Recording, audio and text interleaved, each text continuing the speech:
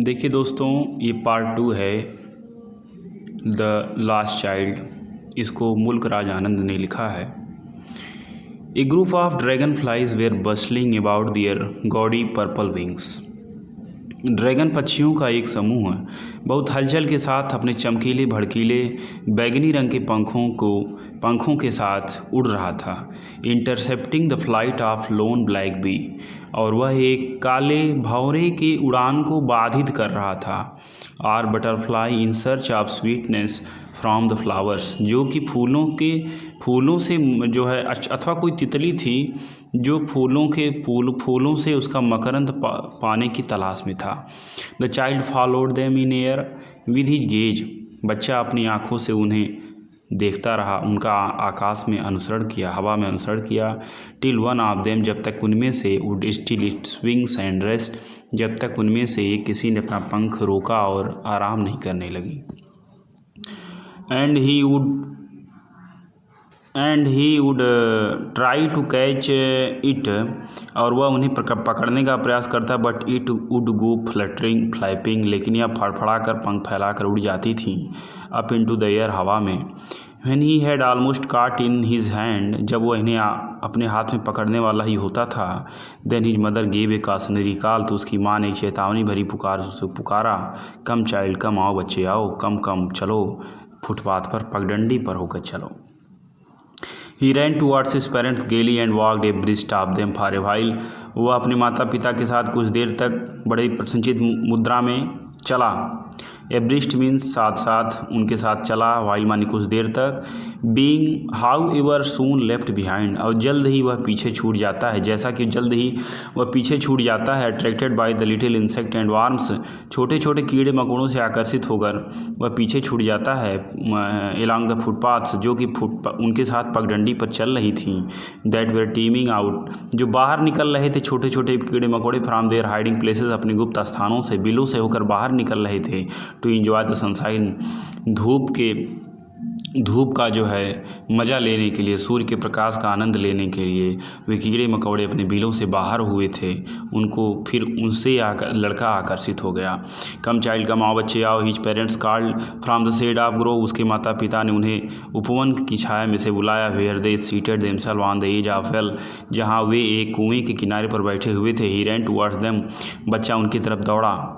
A shower of young flower fell upon the child, he as he entered the grove, उसके ऊपर एक फूलों की वर्षा हुई। जैसे ही वह उसके ऊपर फूलों की वर्षा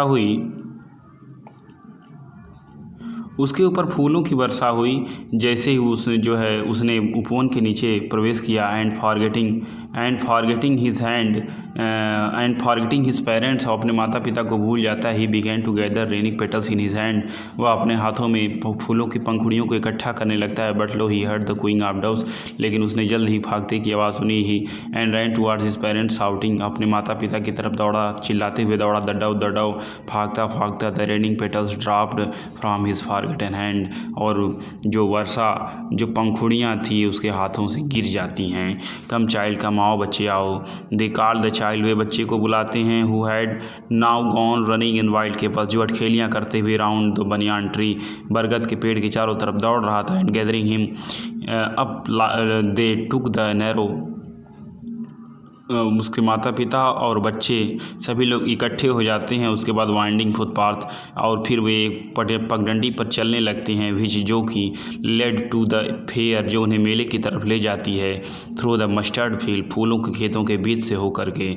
as they near the village, जब वे गाँव के नज़दीक पहुँचे, the child could see many other footpaths full of throngs, तो बच्चे को और भी दूसरी पगडंडियाँ दिखी जो भीड़ से भरी हुई थी। Converging to whirlpool of the fair, जो मेले के भंवर में जाके मिलती थी। And felt at once repelled fascinated by the confusion, और लड़का एक बार सोचा, रिपेल माने उसके कदम सोचा कि खींच लें, एंड फैसिनेटेड, और फिर सोचा कि आकर्षित हुआ उसके मेले की तरफ। बाय द कन्फ्यूजन, और वह भ्रम में पड़ गया। Of the world of his entering, जो जिस मेले की दुनिया में जा रहा था, फिर उसमें भ्रम में पड़ गया कि जाएं कि न जाएं।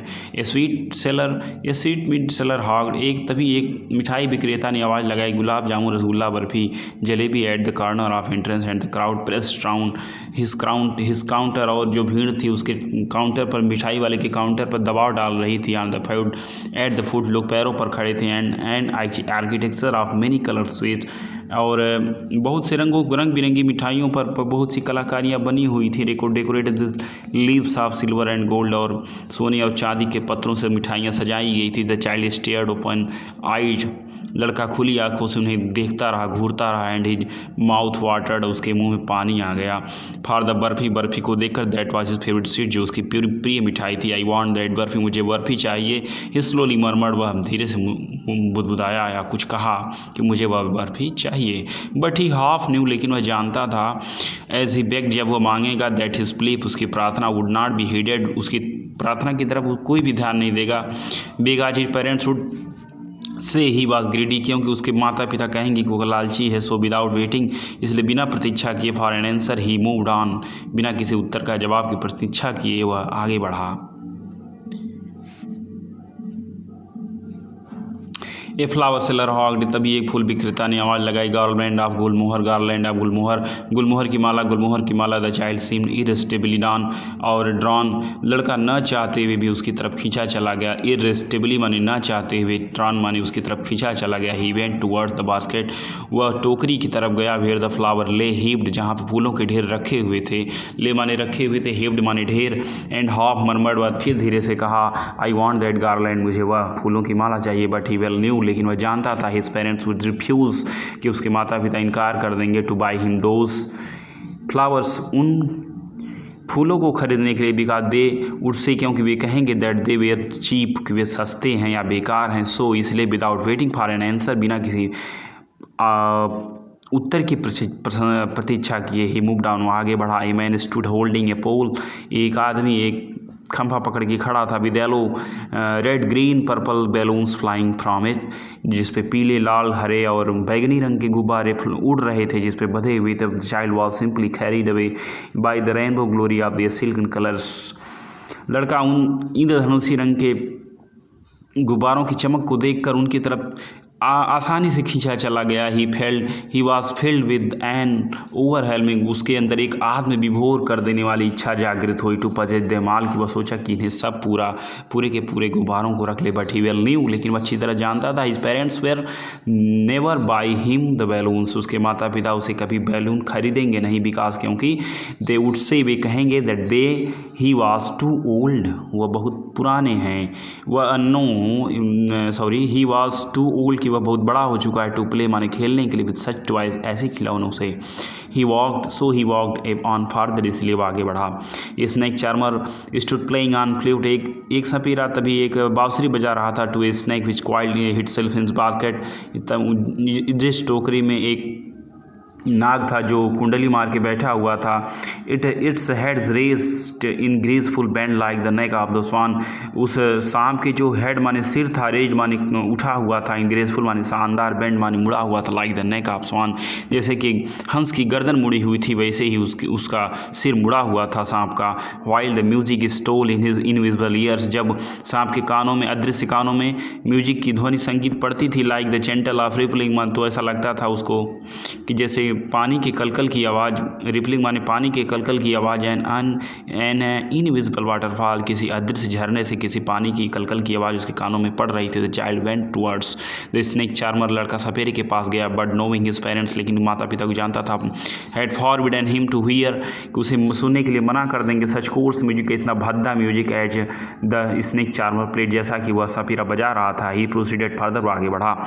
There was a roundabout in full swing, तभी उसने एक गोल झूला देखा जो बहुत तेज घूम रहा था। मेन वुमेन चिल्ड्रन, में आदमी औरत और बच्चे। Carried away in whirling motion, आदमी औरत बच्चे जो भंवर की आकृति में गोल गोल घूम रहे थे। श्रीक्ड माने चीख रहे थे। एंड क्राइड, चिल्ला रहे थे। डिजी लाफ्टर, बहुत तेजी से हंस भी रहे थे। चाइल्ड वॉच देम, लड़का उन्हें देखा इंटेंसली, बड़े ध्यान से देखता रहा। एंड देन ही मेड, तब उसने ए बोल्ड रिक्वेस्ट, तब उसने एक जोरदार प्रार्थना की अपने माता पिता से। I want to go on the round wood, मैं इस झूले पर बैठना चाहता हूँ। प्लीज़ फादर मदर, कृपया माँ और पिताजी मुझे बैठा दीजिए। देयर वाज नो रिप्लाई, कोई भी जवाब नहीं मिला। He turn to his parents, वह अपने माता पिता की तरफ मुड़ा। दे वेयर नॉट देयर, उसके माता पिता नहीं थे। अहेड हाफ हिम माने उसके आगे उसके माता पिता नहीं थे। He turn to look either on side, उसने अगल बगल देखा। दे वेयर नॉट देयर, वे वहाँ नहीं थे। ही लुक्ड बिहाइंड, उसने पीछे देखा। There was no sign of them, उसके माता पिता का कोई भी नामो निशान नहीं था। A full deep cry rose within his dry throat, उसके सूखे गले में बहुत तेज से वह रोने लगा। अचानक रुलाई फूट पड़ी उसके मुंह से। विद सडन जर्क, उसे जोर का झटका लगा फिज बॉडी, उसके शरीर को। He ran from where he stood, वह वहाँ से दौड़ा जहाँ पर खड़ा था। क्राइंग रियल फियर, जोर से एकदम रो रहा था। रियल फियर, उसको वास्तविक भय, जिंदगी में उसे पहली बार वास्तविक भय लगा।